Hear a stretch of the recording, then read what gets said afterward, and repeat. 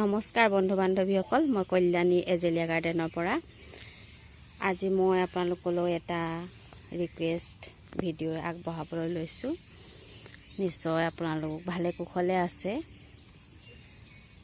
আজি মই আপোনালোকক বগেনভেলিয়াৰ ওপৰতে এটা ভিডিঅ' দিম বুলি ভাবিছোঁ। এইজোপা মোৰ বেৰিকেডেড বগেনভেলিয়া হয়, হেঙিং টাবত আছে। যোৱা বছৰ আনিছিলোঁ। এগৰাকী বাইদেউৰ ৰিকুৱেষ্ট মানি আজি মই ভিডিঅ'টো দিবলৈ লৈছোঁ। কেইবাবাৰো সুধি আছে।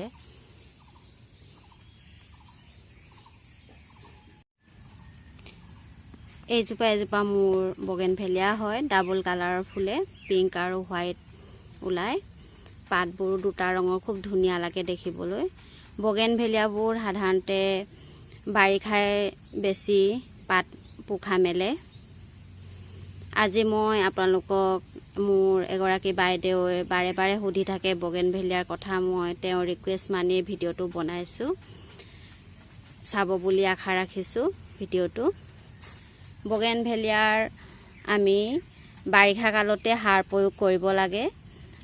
বগেনভেলিয়াৰ বাৰিষাত গছবোৰ খুব ডাঙৰ হৈ যায়, কিন্তু বগেনভেলিয়াত আমি বহুত বেছি সাৰ প্ৰয়োগ কৰিবও নালাগে। বেছি সাৰ প্ৰয়োগ কৰি দিলে গছজোপা ডাঙৰ হৈ যায় আৰু ফুল ফুলাত বাধাহে দিয়ে। সেইবাবে কম এটা নিৰ্দিষ্ট পৰিমাণতহে আমি বগেনভেলিয়াত সাৰ প্ৰয়োগ কৰিব লাগে। কিছুমান বগেনভেলিয়াত ফুল নুফুলে, গছবোৰহে এনেই ডাঙৰ হৈ যায়। কিছুমানত বহুত ফুল ফুলে। আমি সদায় হাইব্ৰিড জাতৰ বগেনভেলিয়াবোৰহে লগাব লাগে। যিবোৰ অলপ দাম লয় পুলিবিলাক, সেইবিলাক হাইব্ৰিড জাতৰ আৰু সুন্দৰ ফুল পোৱা যায় বগেনভেলিয়াত। বগেনভেলিয়াত কিছুমান কাৰণত হালধীয়া আৰু বগা ফুটফুটো পৰে। জিংক, নাইট্ৰজেন, কেলছিয়াম এইবিলাক নিউট্ৰিয়েণ্টছৰ অভাৱত আপোনালোকৰ গছজোপাত কেতিয়াবা হালধীয়া বা বগা ফুটফুট পৰিব পাৰে।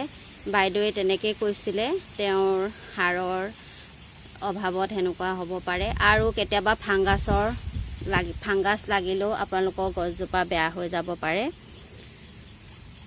আমি আহোঁ এতিয়া গছজোপা কেনেকৈ আপডালনো কৰিব।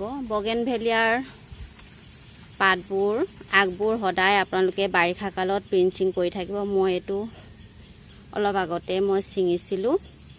এইটো আগ এনেদৰে আপোনালোকে আগবোৰ প্ৰিঞ্চিং কৰি থাকিব। আপোনালোকে ছেপ্টেম্বৰ অক্টোবৰ মাহলৈকে বগেনভেলিয়াৰ আগবোৰ ছিঙি থাকিব। তেতিয়া আপোনালোকে ঠাণ্ডা দিনত খুব ধুনীয়া ফুল পাব।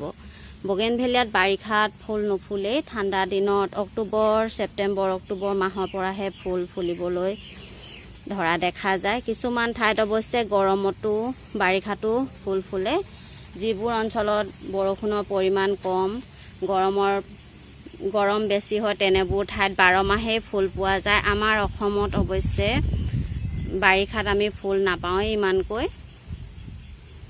এতিয়া আহোঁ সাৰৰ ক্ষেত্ৰলৈ। বগেনভেলিয়াত আপোনালোকে কেইবা ধৰণৰ সাৰ প্ৰয়োগ কৰিব পাৰে। জৈৱিক সাৰো প্ৰয়োগ কৰিব পাৰে বা ৰাসায়নিক সাৰো প্ৰয়োগ কৰিব পাৰে। জৈৱিক সাৰৰ ক্ষেত্ৰত আপোনালোকে কলৰ বাকলি দিব পাৰে। কলৰ বাকলি বগেনভেলিয়াৰ বাবে বহুত উত্তম খাদ হয়।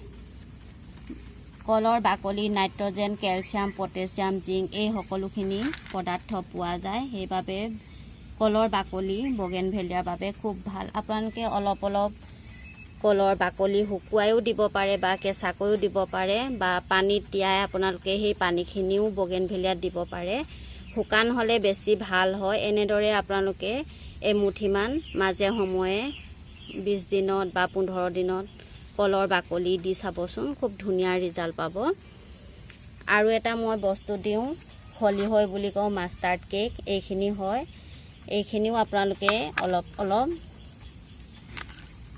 ইমানখিনিমান দিলেও হ'ল। 10 দিনৰ অন্তৰে অন্তৰে দি থাকিবচোন, খুব ভাল ৰিজাল্ট পাব বগেনভেলিয়াত। শুকান গোবৰো দিব পাৰে।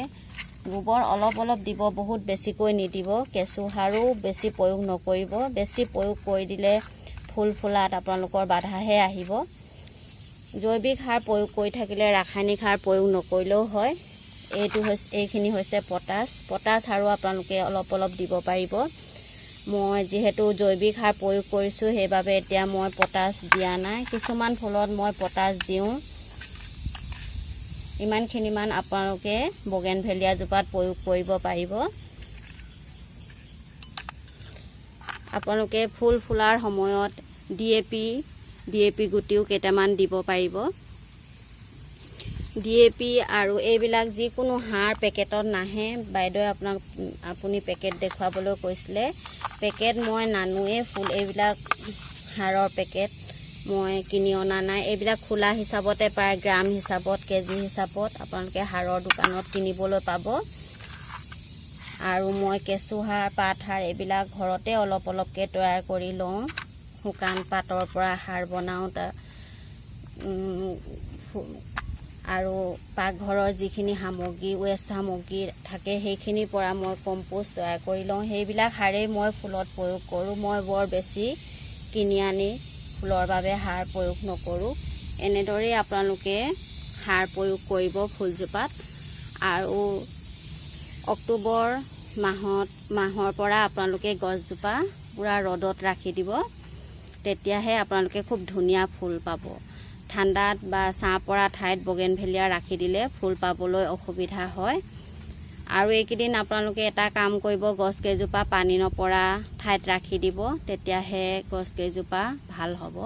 মোৰ অৱশ্যে এজোপা বাহিৰতে আছে, কিন্তু মই বাকীখিনি পিৰালিত ৰাখি থৈছোঁ যাতে পানী নপৰে। পানী একেবাৰে কমকৈ দিব লাগে গছজোপাত। সপ্তাহত এদিন বা দুদিন দিলেই হ'ল। বাৰিষা ছিজনত এদিন দিলেই হ'ল।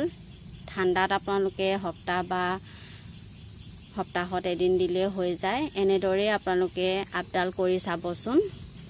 আৰু পিঞ্চিং সঘনাই কৰিব, তেতিয়া ধুনীয়া ফুল পাব। ছেপ্টেম্বৰ অক্টোবৰলৈকে পিঞ্চিং কৰি থাকিব গছজোপাত। এনেদৰে মই বগেনভেলিয়াৰ আপডাল কৰি আছোঁ। ভিডিঅ'টো ভাল লাগিলে আপোনালোকে লাইক কৰিব, শ্বেয়াৰ কৰিব আৰু কমেণ্টো কৰিব বুলি আশা ৰাখিছোঁ। আৰু প্ৰথমবাৰৰ বাবে যদি মোৰ ভিডিঅ' চাইছে আপোনালোকে ছাবস্ক্ৰাইব বুটামটো টিপি দিব।